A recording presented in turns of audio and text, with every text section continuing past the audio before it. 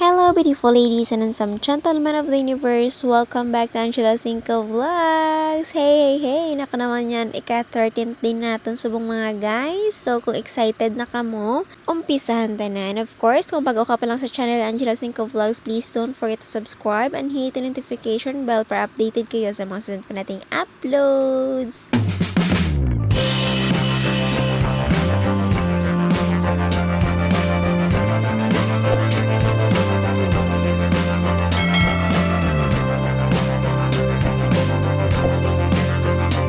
So, kamusta na mga pinalangga? Dito na nga tagpalamati kag manog tanaw kay Angela Cinco Vlogs na. So, may love shoutout na sa inyo tanan. So, subong mga guys, ika-13th day na naton sa pag-ubra sang aton gamay nga balay. And of course, nakita nyo man ang changes, diba? So, may ara na sang buhos ang aton diri nga beam. Kag may ara naman dito sang nakabutang sa ibabaw sa una na siya nga part. So, amo na mga guys, ang ilang nga na obra. Kag diri na naman sa sa kwarto meron na siya nga division kag amo man ang diri sa may sala kag sa kwarto pakadto. So, amo na mga guys, duha siya ka room. Yes, so kay Bibi Boss kag syempre kay Pango kag kay Mama Pango eh. So, diri mga naman mga guys, diri naman mga guys sa una amo na siya ang sa door sa front kag almost nagidyo no finish na ang aton nga pader mga guys sa palibot. So dira na sila sa ibabaw nga part. So ang pagbutang sini mga guys ang hollow blocks dira sa tunga sa division. So kadali lang naman na siya kay may na kay naumpisa na ang pag-layout. So ang pagtangkas ng kasi na sa hollow block o ginatawag nila nga sintada is madali lang naman. Kita niyo naman ang pader, 'di ba? So ang madugay lang naman diri mga guys sa pagpaobra sang balay amo na siya ang pag-layout kay madugay na siya ang pagbuho angay ka angay na nagakutkot na sila mga guys na budlay siya kag kapin pa ang lupa diri mga guys masyado kabusog makusog kag siya very siya katig-agid siya.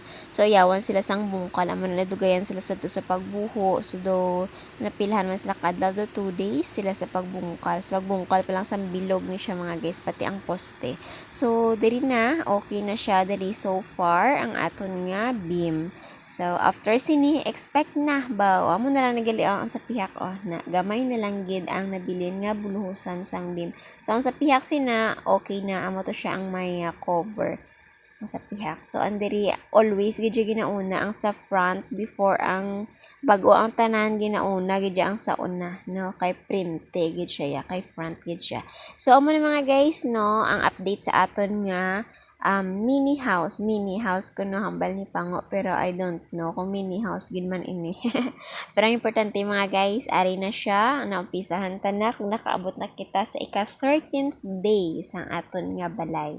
So I'm happy nga nakaabot na kita diri kag amo na ni siya ang itsura sang aton nga napatindog nga balay no. May gatindog na gid man mga guys. Almost 1,000 na hollow blocks sa ako na bakal mga guys para diri sa kabilugan sini pero I don't know kung igo na siya kay amo na lang gito ang nabilin sang 1,000 ka hollow blocks mga guys.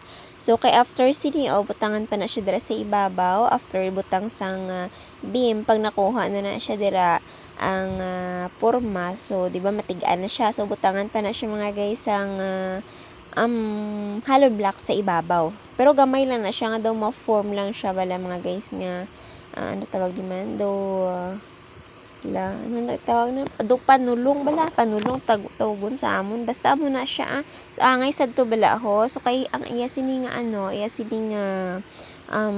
bubong is naka streamline so amo na siya so dapat gani sini mga guys so ang amon gamiton is steel siya kaso kay nauna ang pagsarahi sang kahoy so no choice na gin padayon na lang ang kahoy so at least ako ano man ang matabo in the future lisa naman no so hindi man tani pero wala man na pangayo pero syempre ginapanumdum ta lang ba so diri naman sa aton nga CR amo na siya so ready to buhos naman siya so sa pamatsyag nyo okay man na siya ang pag-obra sang sang flooring so banta nyo sa may mga nabalaan dira okay man na siya mga guys pero tiwala man ko sa amon yung mga panday kag balaan ko man nga will experience na sila kaayo sa pag-obra sang balay kay damo na sang balay ang ilang na obra mo na siguro nga madasig sila mag-obra kay daw balaan niya nila pasikot-sikot sa tanan nga nga sulok sang pag-obra sang balay kung ano dapat di ba so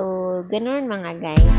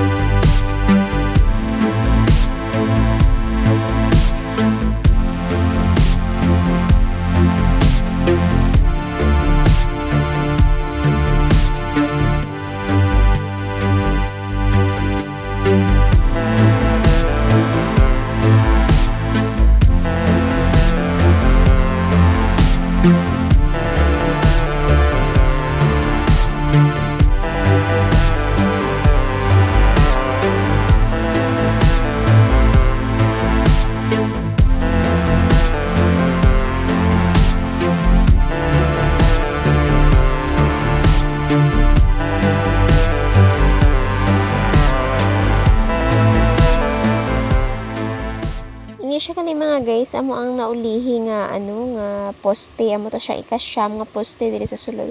So sa amon nga balay diri sa sala kag sa kwarto, so may ara siya nga siyam ka poste. So luwas pa may ara pag tatlo sa una sa tiris.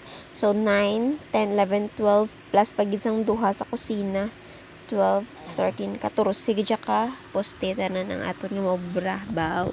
Tiba-tiba gidya sa sa kabilian no. Kay amo ginaya ang kinahanglan. Kailangan matibay siya mga guys. Kay malay naton no sa ulihim paano ta pa ni siya mapahatak pa babaw ba. Pwede pa manibay no. Pwede man siguro kay matibay maning iyang sa idalom. So diri mga guys buluhusan ina siya dira. So ready naman siya. So, ini naman mga guys, so ika-14 and 15. So, ika-14th day nila, nagbubong sila mga guys. So, nagbutang sila sang mga kahoy. Kagin tapos dito ang sa pihak nga beam. So, after sad to, nagbutang na dayon sila mga guys ang kahoy pagkahapon. Kag nagbutang na sang bubong. O, di ba kadasig lang gid siya. So, subong amo na ni siya mga guys ang natabuan sang itsura sang aton nga balay. O, di ba? May ara na gani sa ginkabit nga sinipa, gintestingan nila kon manami man siya tulokon sinipa. O, di ba? So, ang isa sina mga guys is 460, ang isa sina kabilog sina diri sang sinipa nga ina. So, amo na siya ang Hardiflex na siya, made of Hardiflex. Basta Hardiflex na siya nga nakakat na, so ready to kabit na gid na siya yung mga guys. So, gayon. So, amo na siya sa sulod, tapos na, di ba, balay na gid siya yung mga guys. Napa naman yan. Kulang na lang gid ang bintana kag ang door, diba?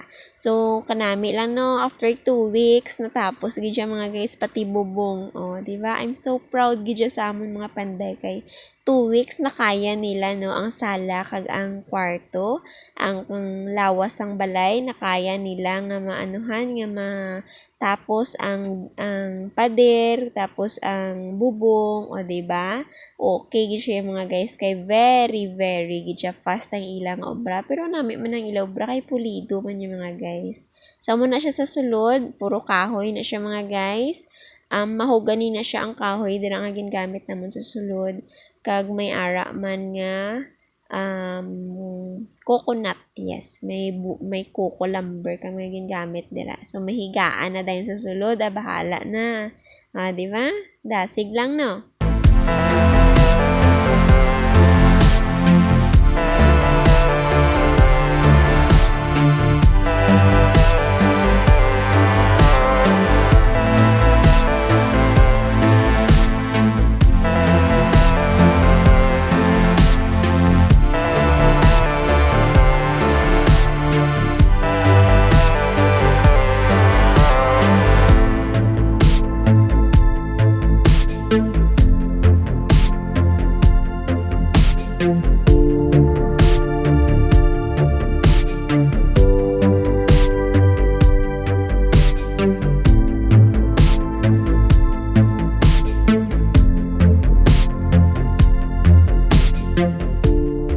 So, siguro balaan nyo na kanang next, no?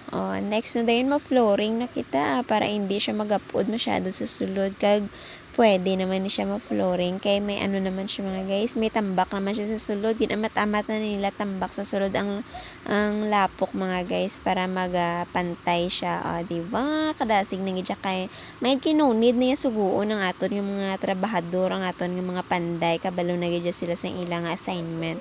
So, andiri sa pihak, sorry to say, wala pagalit diri kay kailangan itakodan na yung sinipa bago na siya dira ibutang. Amo naman na dira man sig gilid, amo na siyang wala dira kag amo nang dito sa pihak. So, yun mga guys. So, all ang danay for today's video. And thank you so much kabay pa nga na-inspire man ka mo sa amon nga gamay nga balay. So, thank you so much gid sa tanan nga nag-support kag sa tanan nga nagkadto sa premiere na Angela Cinco Vlogs. God bless us all. And of course, bago ka pa lang sa channel ko, please don't forget to subscribe and hit the notification bell para updated ka mo sa mga masunod na mga uploads. Bye everyone!